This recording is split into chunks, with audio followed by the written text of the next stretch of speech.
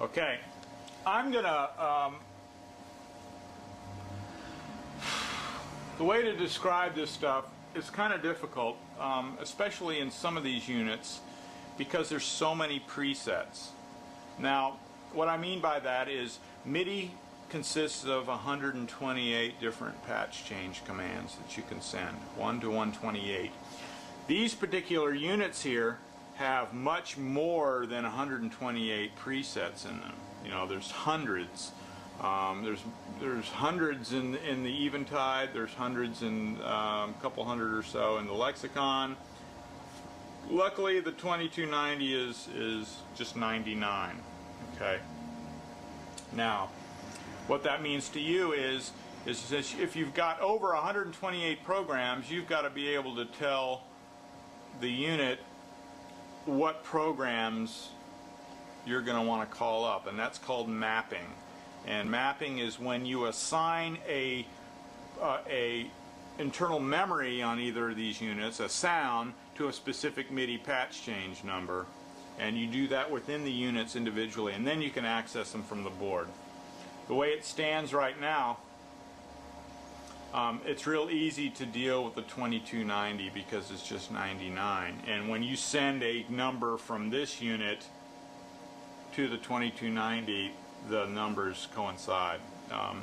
Some devices, such as the Eventide, respond to 0 to 127.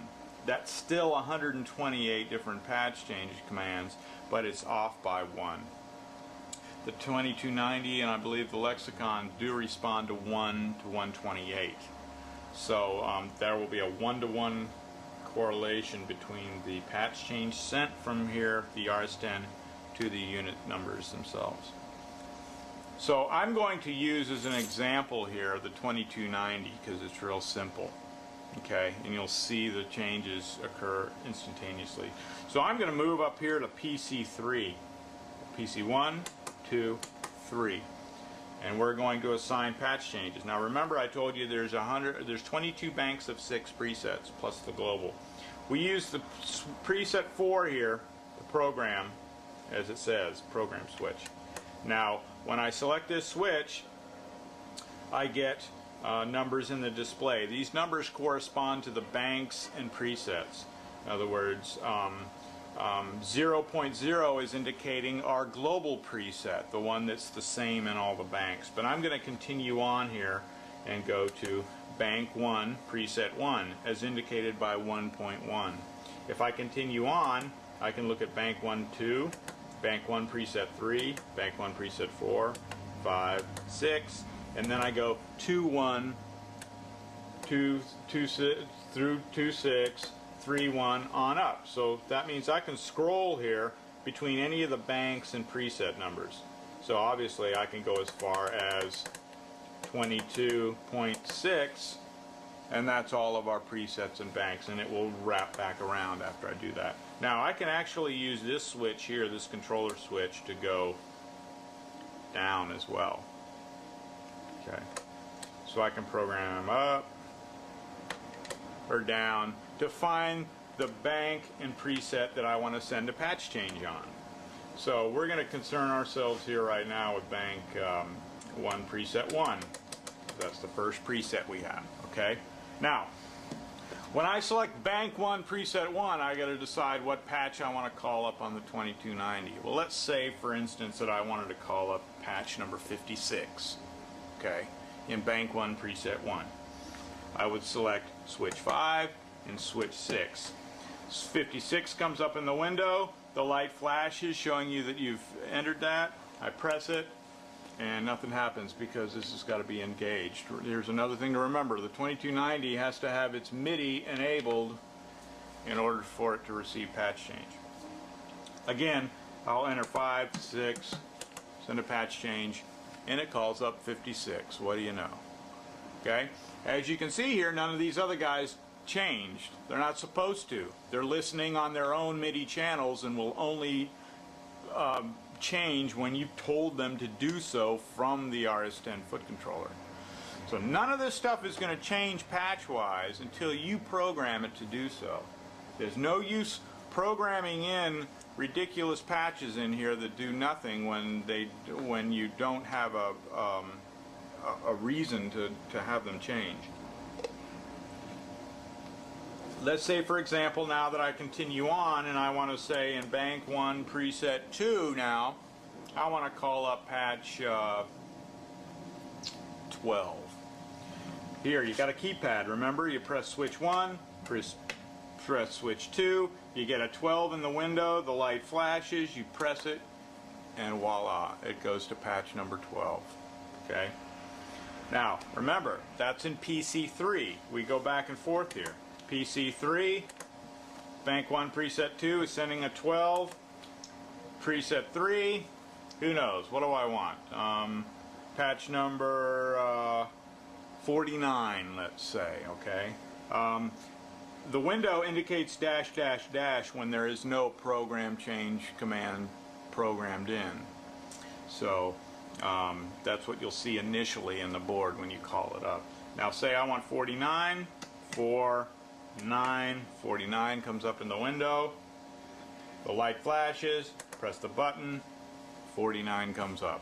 Now if we exit this mode now, okay, we go out of this programming mode by hitting either bank up or bank down, and we're back into our original mode of, operation mode.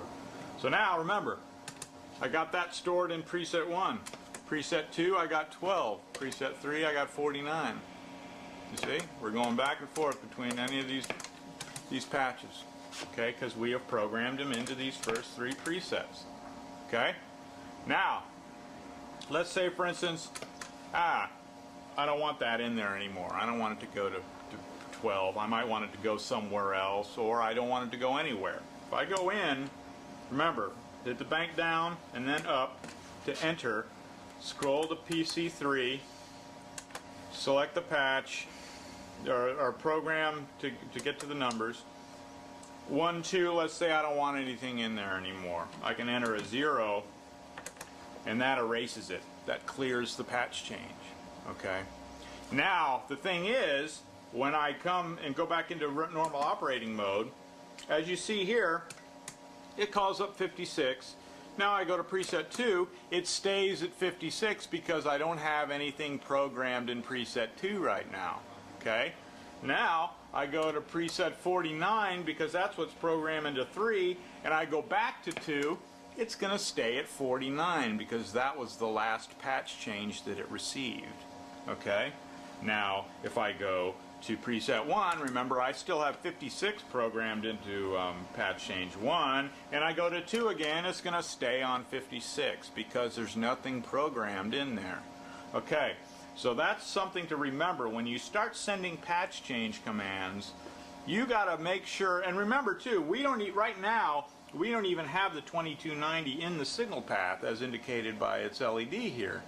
It's still receiving patch changes even though it's not even in the signal path or being used, because the patch changes are programmed when you are sent when you step on presets, not when you step on the individual switches. The presets are what send the patch changes. Okay. And now I can go in here and say bank down and up, and I go to PC1. Well, let's say, for instance, I want to call up something in the Eventide here. The Eventide's a bear when it comes to patch changes. You either use the program map, because it's got so many presets, you need to map what presets are going to be used in the Eventide, or you can just select from one bank. And what that means is here, if I go into the Eventide, and just for a minute here, I'm going to look. Map. We're programming from ID numbers or from maps. We're in bank 0. Bank 0 is where all of your pre-programmed patches, or your edited patches, will reside. In other words, you find a patch in the Eventide that you like, edit it a little bit, you'll find yourself going in and adjusting it, and then storing it in a location. Well, it's going to be stored in bank 0, and they're going to stack up. As you find new ones and store them, they're going to stack up in bank 0. Okay, and then you can access them easily from the foot controller here. So that's another thing to do. It's a good idea to just go through there and find ones you like and then just store them in bank 0, and that way you can access them from the foot controller easily.